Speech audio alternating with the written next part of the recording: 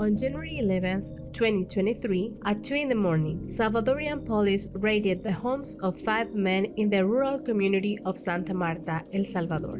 These men were all community leaders. 2 of them, Antonio Pacheco and Saúl Agustín Rivas Ortega, were leaders of the Association for Economic and Social Development, ADES, the local community development organization. Word quickly spread through the community and thousands of community members surrounded the police and demanded an explanation. They were told these men were being arrested for the assassination of a Santa Marta woman in the 1980s during the Salvadorian Civil War. Who are these men? Are they assassins being brought to justice after 34 years? Nuestros compañeros durante el conflicto armado participaron activamente, ¿verdad? Como miles de salvadoreños, los cuales pues contribuyeron en ese momento a todo ese esfuerzo de lucha revolucionaria de este pueblo salvadoreño. Luego, pues, ya cuando se firman los acuerdos de paz, entran a formar parte de lo que es la sociedad civil organizada, ¿verdad? Todo lo que Santa Marta es hasta hoy se ha debido gracias a ese soporte, ¿verdad? Y a ese apoyo significativo de nuestro compañero Antonio, de nuestro compañero Saúl, de los otros 3 compañeros, y de otros tantos líderes comunitarios que le han apostado a lo que ahora es Santa Marta. In 2009, these 5 men were honored with the prestigious Letelier Moffat Human Rights Award from the Institute for Policy Studies. They were honored for their work in creating a national roundtable on mining that pulled groups together from all over the country.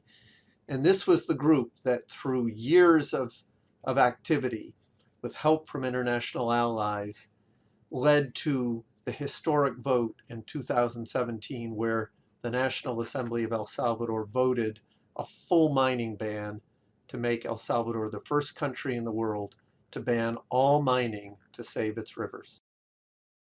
Why were these men arrested? Did they commit these crimes? There's no evidence that these community leaders had anything to do with the crime they're accused of. The entire government case is based on a single hearsay account.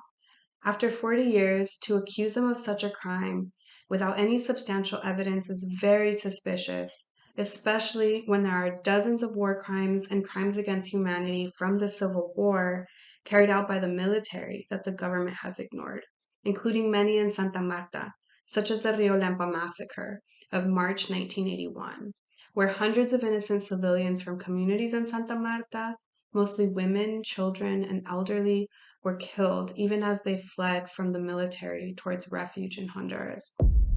Even if they were participants in the Salvadoran Civil War as members of the FMLN insurgency, the 1992 peace agreement and the resulting amnesty protect them from being arrested and criminally charged. The whole point of the amnesty was to allow combatants of the FMLN to lay down their weapons, come down from the mountains, and participate in the political life of El Salvador, which in fact they did. But to do that, they needed protection. They needed protection from government action by that government and any future government. This is why these arrests and criminal charges are a dangerous break from over 30 years of precedent of compliance with the peace agreement. Why would the government accuse and arrest these men now? In 2021, El Salvador joined the Intergovernmental Forum on Mining, a multilateral organization that promotes best practices in the mining industry. A few months later, the government passed legislation to create a Directorate of Energy Hydrocarbons in Mines. These 2 steps are very suspicious in a country that has a prohibition on mining since 2017. Environmental organizations have announced that the Salvadoran government is planning to revert the mining prohibition in order to allow multinational mining corporations to access the deposits of gold that are in the surrounding mountains of Santa Marta and other communities in El Salvador. Nosotros hemos sostenido desde el origen de la captura de los compañeros que este Estado y especialmente la Fiscalía General de la República quiere intimidar a una comunidad histórica que ha luchado por sus legítimos derechos, que quieren también apagar todo este esfuerzo de lucha que se ha traído en el departamento de Cabañas por la defensa del agua, por la defensa de los derechos humanos en su conjunto, ¿verdad? Pero específicamente por esta lucha que hemos liberado en Cabañas y en El Salvador contra la explotación minera. Why should I care about these arrests? The arrest of these 5 men and other actions by the present Salvadoran government are sadly reminiscent of the behavior of an oppressive government in El Salvador during the 1980s.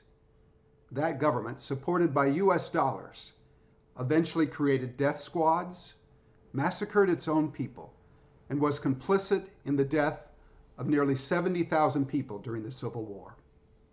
Speaking up loudly now is vital if we hope to avoid a descent into that kind of darkness.